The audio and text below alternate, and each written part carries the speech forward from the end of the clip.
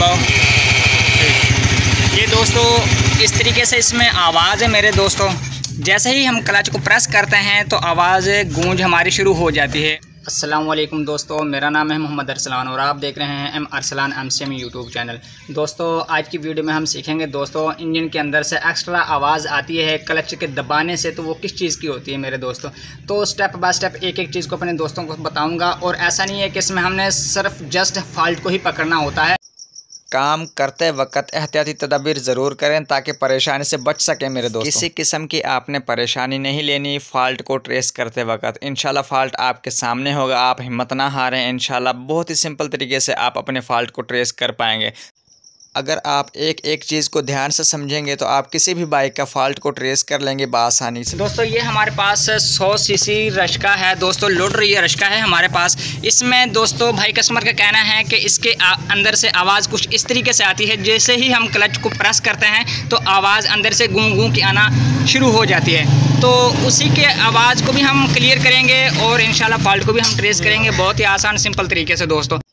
तो आपको चेक करवा दें वाकई इसके अंदर से आवाज़ आ रही है या नहीं आ रही मेरे दोस्तों। अगर आप ध्यान से काम करेंगे इंशाल्लाह आप हर किसी किस्म के फ़ॉल्ट को ट्रेस कर लेंगे आसानी के साथ मेरे दोस्तों। तो इसकी प्लग लीड को लगाते हैं और इसके स्विच को ऑन करते हैं और दोस्तों आपको इसकी आवाज़ और साउंड इसकी बिल्कुल प्रॉपरली चेक करवाएंगे इंशाल्लाह। ऑन किया और उसके बाद हमने किक लगाएंगे और आपको पता लग जाएगा क्लियरली किस चीज़ की आवाज़। ये इस वक्त आवाज़ तो किसी चीज़ की नहीं है, जैसे ही क्लच प्रेस करेंगे तो वैसे आवाज़ आना शुरू हो जाएगी।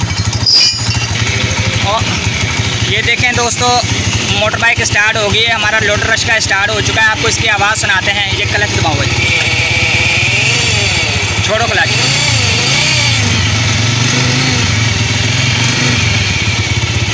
दबाओ, छोड़ो, दबाओ।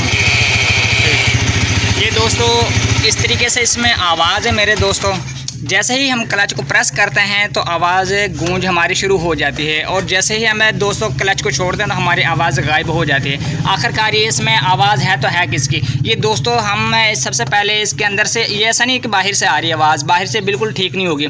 इसमें दोस्तों 6000 नंबर का एक बैरिंग होता है, तो 6000 नंबर एक यानी कि 6001 का, और जो 78 सीसी मोटर बाइक होते हैं CD70 उसके अंदर 6000 डलता है।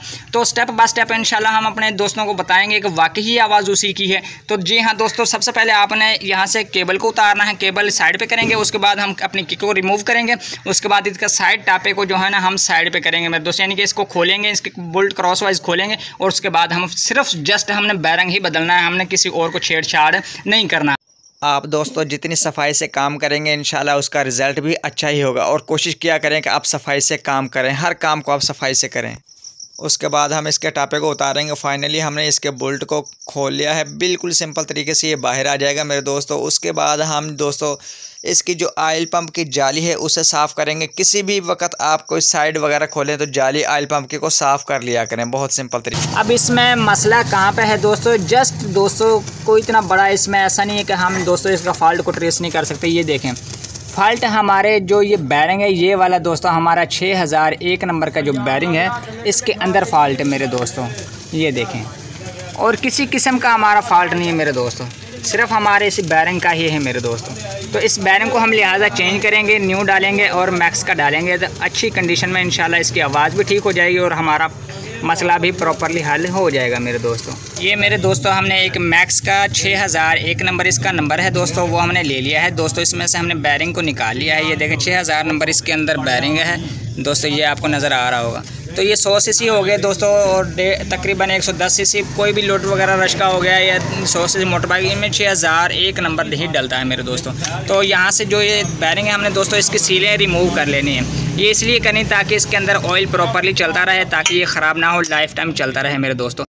दोस्तों जो न्यू बैरिंग है उसके अंदर बिल्कुल भी प्ले नहीं है मेरे दोस्तों। उसके बाद फ़िटिंग करने का बहुत ही आसान और सिंपल तरीका है। आपने कुछ इस तरीके से फ़िटिंग करना है, बहुत ही सिंपल तरीके से, और हमारा मसला हल हो जाएगा। और ये देखें पुराने वाले के अंदर कितनी प्ले है दोस्तों, ये प्ले बहुत ज़्यादा है। अगर इस प्ले की तरह होगा तो दोस्तों ये आवाज़ तो करेगा ही करेगा, प्ले नहीं होनी चाहिए मेरे दोस्तों। उसके बाद ऑयल पंप की जाली हमने साफ़ कर ली।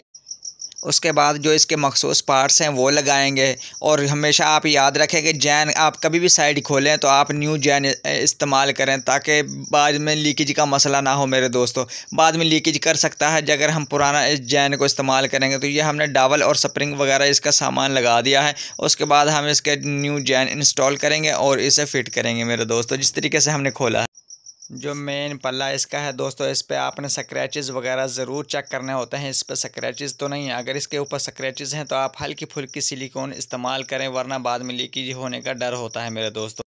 उसके बाद आप नोकदार चीज़ की मदद से या नोकदार प्लास्टिक की मदद से आप इसकी जो ऑयल पंप की जाली है उसे बआसानी के साथ बाहर निकालेंगे। दोस्तों ये आपने जाली ऑयल पंप की बिल्कुल साफ़ करनी है दोस्तों। कभी भी आप क्लच प्लेट वगैरह इंस्टॉल करें या कोई बैरिंग वगैरह तब्दील करें या किसी और मसले के लिए आप इसे रिमूव करें, टापे को, क्लच कवर को दोस्तों, इससे लाजमी अगर आप इस तरीके से बिठाएंगे दोस्तों ये नहीं बैठने वाली जाली। ये देखें, अगर आप उल्टा साइड करेंगे तो दोस्तों ये बहुत आसानी से सिंपल तरीके से बैठ जाएगी। ये देखें कुछ इस तरीके से मेरे दोस्तों, बहुत सिंपल तरीके से ये बैठ चुकी है।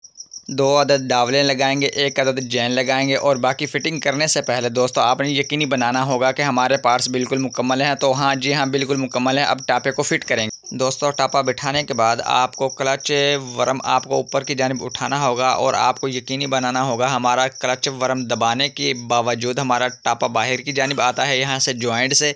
अगर आता है तो हमारा बिल्कुल काम ठीक करता है, अगर नहीं आता तो हमारी समझ लें आप अंदर से पार्ट्स आपका कोई ना कोई गिर चुका है नीचे, या टापे की गोली या स्प्रिंग वगैरह गिर चुका है, उसके बाद आप इसे फ़िट करें। वरना अगर आप ऐसे ही धड़े मार फिट कर देंगे तो वो आपका नुकसान होगा और आपके कस्टमर का भी नुकसान होगा। इन चीज़ों को आप ध्यान से मेरे दोस्तों इंतहाई आपने सोच समझ के ही आपने बोल्ट वगैरह लगाने हैं। वाकई हमारा पार्ट्स मुकम्मल से ठीक से बैठ चुके हैं, कोई परेशानी आने वाली तो नहीं है कल को। ये दोस्तों हमने इसकी किक भी दोस्तों इसके अंदर इंस्टॉल की है, टापा भी हमारा, सब कुछ हमारे पार्ट्स ओके हैं। अब दोस्तों पहले जैसी आवाज़ थी पहले तो आपने सुनी होगी, लेकिन अब काम करने के बाद जो हमने इसका बैरिंग रिप्लेस किया है उसको बदलने के बाद अब इसकी आवाज़ किस तरीके से है। तो दोस्तों आपको चेक करवा दें, स्टार्ट करो भाई साहब।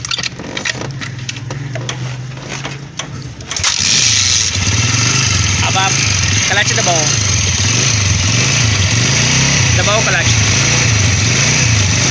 बार बार दबाओ ना।